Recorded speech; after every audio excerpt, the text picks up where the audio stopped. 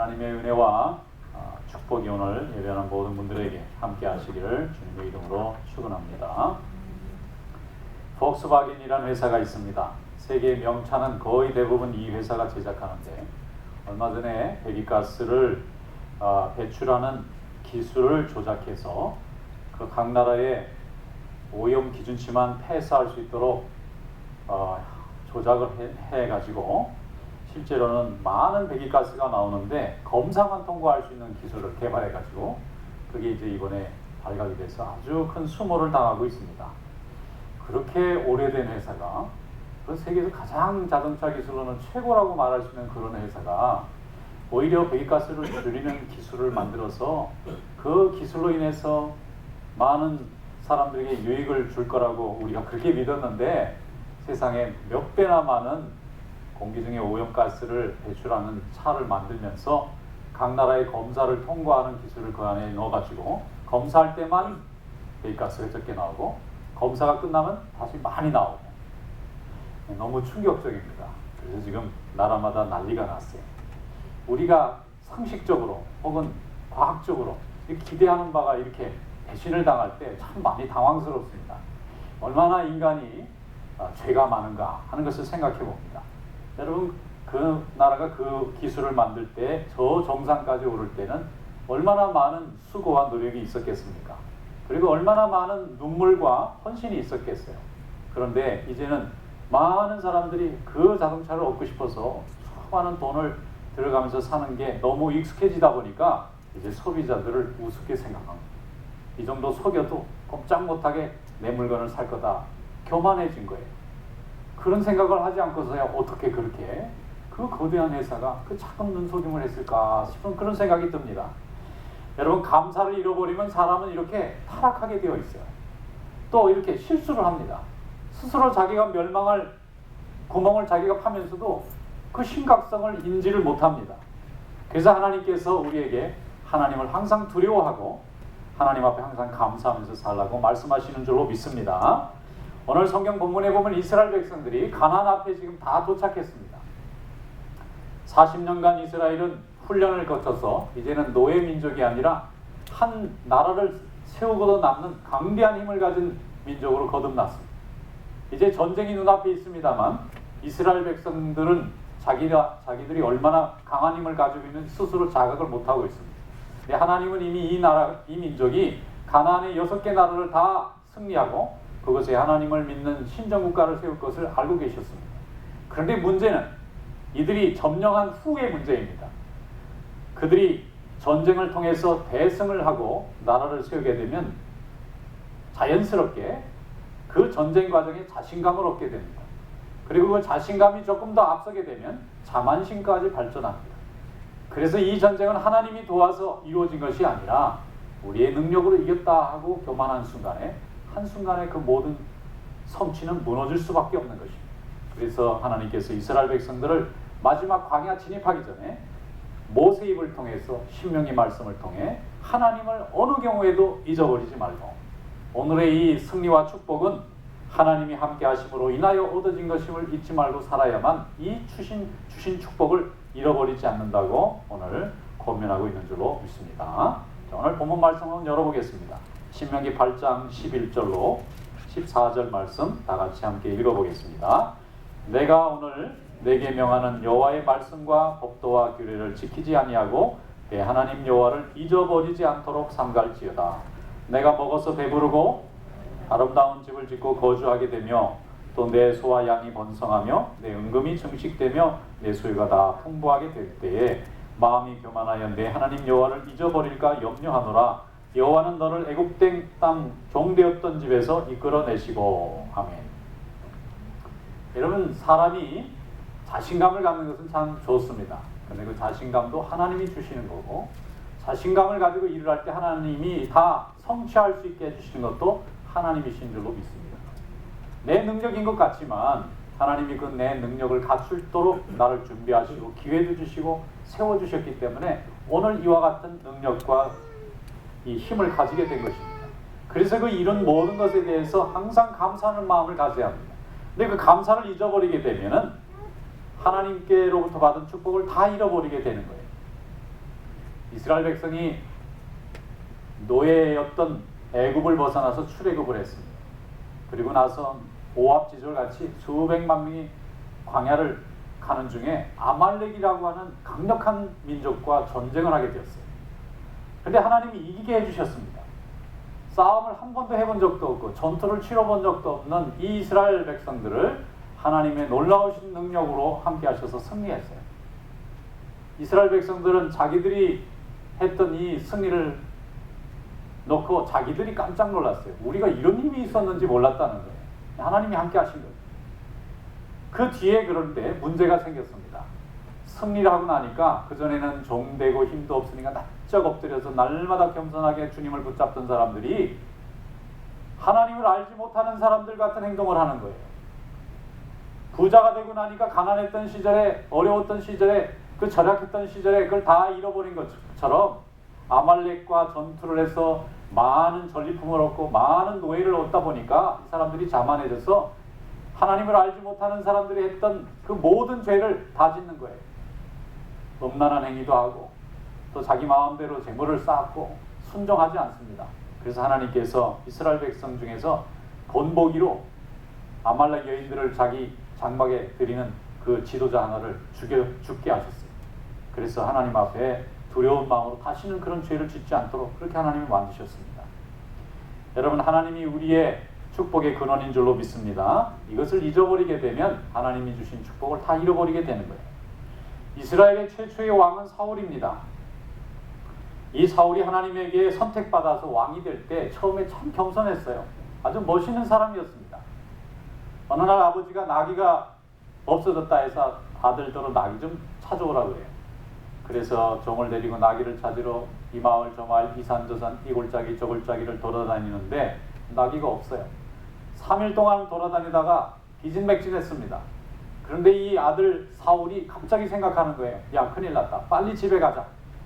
지금 나귀는 둘째치고 아버지가 우리가 어떻게 잘못된 걸로 생각하고 크게 걱정하시겠구나. 얼마나 효자입니까? 아버지가 자기 염려할 걸 생각하니까 나귀고 뭐고 지금 안 되겠어요. 빨리 집에 가서 아버지 건강하게 지금 우리 있어요. 알려드려야 될 것 같아요. 이렇게 남의 마음을 헤아리고 아버지를 귀하게 여겼던 이런 아들이었어요. 왕이 되었습니다. 하나님이 축복하셔서 많은 승리를 거두게 했습니다. 블레셋도 이겼고 아말렉도 이기고 암몬도 이겼습니다. 굉장히 강건한 나라가 되어졌어요. 그런데 그 다음이 문제였어요. 하나님이 주신 축복으로 왕이 되고 하나님이 주신 능력으로 승리하게 하셨는데 그 마음속에 교만한 마음이 들었습니다. 계속 자기가 일을 하다 보니까 자기가 성취하는 것으로 느껴지는 거예요.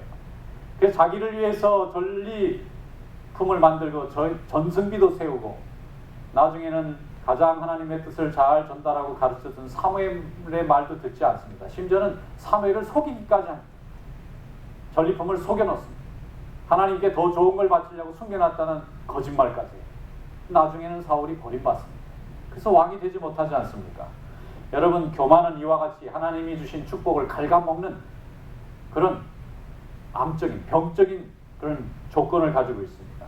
그래서 하나님 앞에 자만한 마음이나 교만한 마음이나 분한 마음이나 원망하는 마음이 찾아오면 여러분 하나님 앞에 기도하고 회개하고 하나님 앞에서 늘 겸손한 믿음의 성도들 될 수 있기를 축원합니다. 모든 능력은 하나님이 주시는 것입니다. 우리의 능력으로 한 것 같아도 그 능력을 갖게 만드시고 행하게 하시는 분은 하나님이세요. 그래서 하나님 앞에 감사하는 마음을 잃어버리면 우리는 한순간에 공든탑이 무너지는 것처럼 우리의 인생이 무너질 수 있습니다. 신명기 8장 16절 18절에 말씀합니다. 내 조상들도 알지 못하던 만나를 광야에서 내게 먹이셨나니 이는 다 너를 낮추시며 너를 시험하사 마침내 내게 복을 주려 하심이었느니라. 그러나 내 마음에 이르기를 내 능력과 내 손의 힘으로 내가 이 재물을 얻었다 말할 것이라. 내 하나님 여호와를 기억하라. 그가 내게 재물을 얻을 능력을 주셨습니다. 이같이 하시면 내 조상들에게 맹세하신 언약을 오늘과 같이 이루려 하심이라 말씀했습니다. 여러분, 인간은 본래 태어나면서 다 죄가 있어요. 이 죄가 어느 때 그 죄의 모양을 띠게 되느냐면 우리가 감사를 잊어버리고 교만한 마음을 갖게 되면 그 순간에 죄가 역사합니다. 그전에는 하나님 앞에 회개하고 믿음이 충만하고 겸손한 마음이 있으면 죄가 있어도 죄의 역할을 못합니다. 꼼짝 못하고 그냥 잠복해 있는 것처럼 있어요. 그런데 그 마음속에 하나님을 향한 감사한 마음이 사라지고 믿음이 사라지면 움직이기 시작합니다. 모든 것이 불평스럽고 모든 것이 원망스럽고 무엇이든지 화가 납니다. 야고보서 2장에 말씀하지 않습니까? 성내는 것이 하나님의 의를 이룰 수 없다. 화나면 화날수록 그건 나의 문제입니다. 하나님 앞에 감사하는 마음이 사라졌기 때문에 자꾸 불평이 나오고 화가 나오는 거예요. 그러다가 하나님의 뜻을 잃어버리게 되는 것입니다. 그래서 하나님의 앞에 항상 우리가 겸손하고 믿음을 잃지 않으면 하나님의 주신 축복을 잃지 않고 주님께 영광을 돌리게 될 줄로 믿습니다. 오늘 여기 말씀에 보면 만나를 주셨다고 해요. 만나라고 하는 것은 하늘의 양식입니다. 우리가 노력하고 일하고 재배하고 추수해서 거두어서 만든 음식이 아니고 아침 이슬과 함께 땅에 내리면 그래서 가져다가 먹기만 하면 오늘 하루에 내 생명을 유지할 수 있는 하늘의 특별하고 신비한 음식입니다. 꼭 40년만 내렸고 스스로 추수해서 첫 곡식을 얻을 때 더 이상 만나가 내리지 않았다고 합니다. 또 일주일간 하루 분량을 거둘 수 있게 하였고 토요일에는 이틀 분량을 해도 썩지 않는 특이한 음식이었습니다. 이렇게 하나님께서 만나를 먹여주신 것은 우리가 먹고 살고 생명을 유지하는 것, 이건 하나님에게 달려있다는 것을 알리시려고 주셨다는 것. 주시는 분도 여호와시요 거두시는 분도 여호와라고 하는 것을 알려주시려고 만나의 체험을 하게 하셨다는 것입니다. 오늘 여러분도 하나님께서 먹이시고 입히시는 만나의 체험이 함께 하시길 축원합니다. 야고보서 1장 17절에 이렇게 말씀했습니다. 온갖 좋은 은사와 온전한 선물이 다 위로부터 빛들의 아버지께로부터 내려오나니 그는 변함도 없으시고 회전하는 그림자도 없으시니라. 이 세상에 좋은 게 있어요. 아주 복된 것들 많습니다. 그런데 이것은 다 하나님이 위에서부터 우리에게 주십니다. 우리가 인간에게서 얻을 수 있는 건 좋은 게 별로 없습니다. 좋은 걸 얻었다 하는 순간에 잘못된 것 얻을 수 있고 썩은 걸 얻을 수 있고 부정한 것을 얻을 수 있습니다. 그러나 하나님이 우리에게 주시는 것은 항상 온전한 선물이고 좋은 은사들만 주십니다. 그래서 하나님 앞에 늘 우리가 영광 돌리고 주님을 찬양하시기를 축원합니다. 축복의 근원은 하나님에 있습니다. 모든 축복의 소스는 하나님에게서 오는 것이지 인간의 능력에서 나오는 것이 아닙니다. 그러므로 우리가 할 수 있는 일은 우리가 능력을 얻는 것도 아니고 능력을 구하는 것도 아니고 이미 능력이신 하나님이 나와 함께 하실 때 주시는 이것을 인식하고 감사하는 것입니다. 항상 감사하면 더욱 감사할 일이 많아집니다. 그러나 감사가 사라지면 불평할 일이 많아집니다. 하나님 앞에 여러분 감사함으로 인해서 축복의 인생을 여는 성도 되시기를 축원합니다. 크리스천 투데이라는 미국에서 유명한 신앙 잡지가 있어요. 거기에 닉슨 대통령의 백악관 보좌관을 했던 분의 간증이 있습니다. 닉슨 대통령 유명한 역사적인 인물입니다. 워터게이트 사건으로 도청 장치를 해가지고 그걸로 탄핵을 받아서 대통령을 중도에 그만뒀던 유일한 인물입니다. 그 일을 주동했던 사람이 있어요. 머리가 명석한 사람, 최고 명문대학을 나왔어요. 얼마나 머리가 좋은지 닉슨 대통령을 밀어서 정권을 창출하는 데 성공했어요. 근데 일단 창출해놨는데 너무 좋은 거예요. 내려오기가 싫은 거예요. 그래서 선거운동 하는데 상대방은 어떤 작전으로 표를 얻으려고 하는지 궁금한 것까지는 좋은데 그걸 알아내기 위해서 상대방 사무실 깊숙이 도청 장치한 게 그게 발각이 됐어요.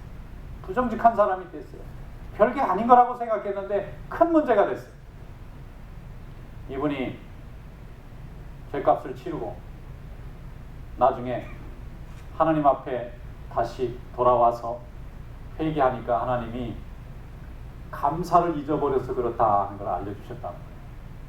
그 좋은 공부, 그 좋은 실력, 정말 자기가 맘만 먹으면 한 사람을 대통령을 시킬 만한 그런 뛰어난 두뇌도 다 하나님이 주셨는데 하나님이 일하시도록 맡기고 순종하고 가면 되었을 일을 자기의 뜻대로 움직이려다 보니까 그 공정답이 다 무너지고 그래서 이분이 지금은 정말 회개하고 좋은 분이 되었더라고요. 그리고 사람들을 다니면서 전도하는 전도자가 됐어요.